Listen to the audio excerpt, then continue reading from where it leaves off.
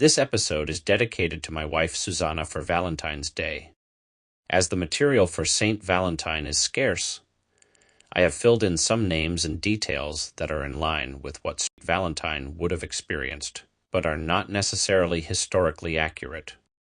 All right, so today, it's Valentine's Day, so let's dive into a story that's probably on a lot of people's minds today. The story of Saint Valentine. Sounds good. We're going deep using valentine.txt and Okay. also an article from Britannica about Valentine's Day cards. The big question is, how did this guy become the Valentine's Day guy? It's a long journey. It takes us back to 3rd century Rome. Oh, wow. An era of constant warfare and a growing Christian community facing persecution. During the reign of Emperor Claudius II Gothicus. That's right. Yeah, wasn't that the emperor who said no more marriage for young men? He did. He believed single soldiers were more dedicated, more effective. Makes sense from a purely military point of view. He saw marriage as a distraction. But that really put him at odds with the Christians, right? Huge conflict. For them, marriage was sacred. It's hard to imagine the pressure. Absolutely. To have your faith challenged like that. And it's in this context that Valentine, a Christian priest, emerges. Ah, okay, so this is where our Valentine comes in. He defied the emperor and secretly performed marriages for Christian couples. Wow. Talk about standing up for what you believe in. He even gave them parchment hearts, symbolizing their union. He was putting his life on the line. His actions were a statement of faith and resistance. Inspiring, for sure. And then there's that story about Valentine and the jailer's daughter, Julia, right? Yes, Julia, the daughter of Valentine's jailer, Asterius. She was blind. And as the story goes, Valentine, through prayer, restored her sight. That's quite a miracle. What an impact that must have had, not just on Julia, but on her father, too. It led Asterius and his family to convert to Christianity. Really? Wow. That's a testament to the power of faith. And there was that letter, right, that Valentine wrote to Julia before he... Yes, before his martyrdom, he wrote her a final letter and signed it, "From your Valentine." That's a poignant detail. Kind of adds this human touch to this larger-than-life story. He was a man who lived and loved, and ultimately gave his life for his beliefs. And that brings us to his trial and execution, which, of course, is central to how we remember him. Can you walk us through that? Well, he was imprisoned for his actions and brought before the Roman authorities. Given a choice, renounce his faith or face death. And he chose faith. Yes.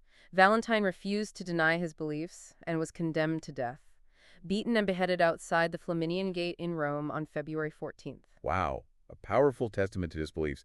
But how did we get from commemorating a martyr's death to all the hearts and flowers and chocolate?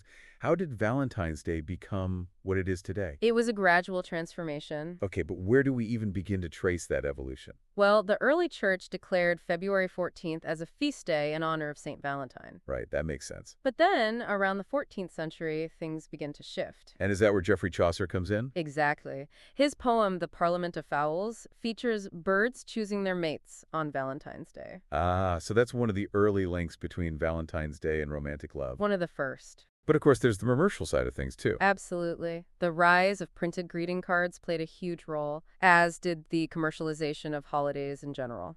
So it's amazing how a holiday with its roots in faith and martyrdom became, well, what we know today. It is. But it's crucial to remember the man behind it all. Saint Valentine. Yes, and his unwavering faith. One of the things that really caught my attention was the mention of his relics. Can you tell us a bit more about those? Where they are, what they mean to people? Sure. Relics are physical objects connected to saints. They're seen as tangible links to the past. So for St. Valentine, what relics are we talking about? Well, several places claim to have relics of St. Valentine. Parts of his remains are believed to be in the Basilica of Santa Maria in Cosmedin in Rome, Whitefriars Street Carmelite Church in Dublin, and the Basilica of San Valentino in Terni, Italy. Wow. His relics are all over Europe. It speaks to how widespread the veneration of St. Valentine is. But why those places in particular? How did his relics end up there? Oh, those are some fascinating stories, each one filled with history and religious fervor. Let's delve into those stories then, uncover how these relics became focal points of devotion. Absolutely. We'll journey through church history and explore the complexities of religious devotion and the enduring power of faith. This is fascinating. I can't wait to hear more. Let's continue our exploration then. There's much more to discover about St. Valentine's relics, their journey through time, and the devotion they inspire. So we've got relics all over Europe, each with their own story. Let's start with the Basilica of Santa Maria in Cosmedin in Rome. What do we know about the relics there? Well, it's believed that they hold a skull and some bone fragments of St. Valentine. A skull. Wow. How did those end up in that basilica? It's thought that they were brought to Rome sometime in the Middle Ages. The Middle Ages, a time of plagues and, well, a lot of upheaval. I can see how relics would have been important to people back then. Comforting. They were. Relics were seen as a way to connect with holy figures, to seek their protection.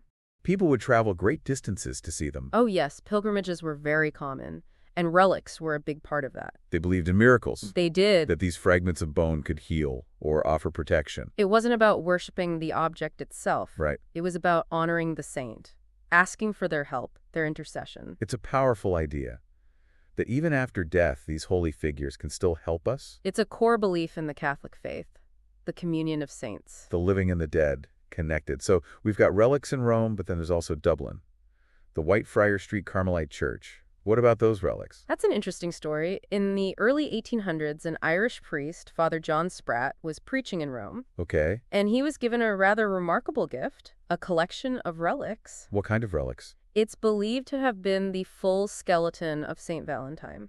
A full skeleton. What did he do with it? He brought it back to Dublin, placed it in a shrine at Whitefriars Street Carmelite Church. So that became a pilgrimage site too? It did, especially on Valentine's Day. People looking for love. Looking for St. Valentine's help in finding a soulmate. It's amazing, isn't it? How these relics, these physical objects, still have so much meaning for people. It speaks to the power of faith, the need to connect with something beyond ourselves. We've talked about Rome, we've talked about Dublin, but there's one more place that claims to have relics of St. Valentine. Terni, Yes, Terni, Italy, believed to be his birthplace. and the Basilica of San Valentino there is said to have some of his remains. That's right. So we've got the place where he died, the place where his full skeleton ended up, and the place where he was born. It's like pieces of his story are spread out all over. Connected by these relics. And it's not just lovers and happy marriages that St. Valentine is the patron saint of. You're right. He's also the patron saint of beekeepers, Beekeepers. epilepsy sufferers, and travelers. It's a pretty diverse list. How do those connect back to St. Valentine? Each patronage offers a window into how his story resonates with people. Okay, I like that. Like each one tells us a little bit more about him. It's a testament to the power of faith and how the stories of the saints can inspire us even centuries later. So beekeepers, epilepsy, travelers, let's unpack these. Starting with beekeepers. What's the connection there? Well, bees, they represent hard work, community, sweetness. Ah, I see. Valentine was certainly dedicated, putting his life on the line for his beliefs. Exactly. Building a community, too. Bringing couples together. And the honey, that sweetness, that's like the sweetness of love. That's a great way to put it. Okay, so what about epilepsy? How does that fit in? Well, in the past, epilepsy was seen as something really mysterious. People didn't understand it. And scary, I bet. So they looked for spiritual help, And they turned to St. Valentine. hoping he could intercede, offer some relief. Makes sense. He'd already performed that miracle with Julia. And then there's travelers. Well, Valentine himself traveled to Rome, right? He did, but think of it more metaphorically. Okay, how so? Life is a journey. With all its twists and turns.